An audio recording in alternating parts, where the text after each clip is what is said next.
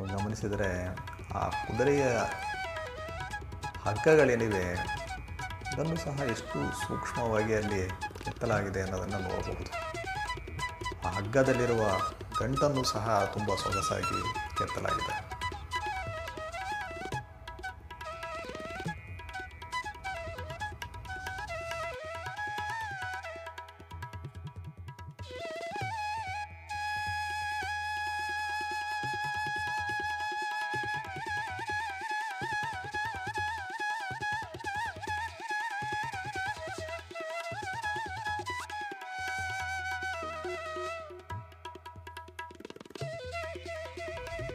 ಇದು ಇಲ್ಲಿರುವಂತಹ 100 ಸ್ತಂಭಗಳ ಮಂಟಪ.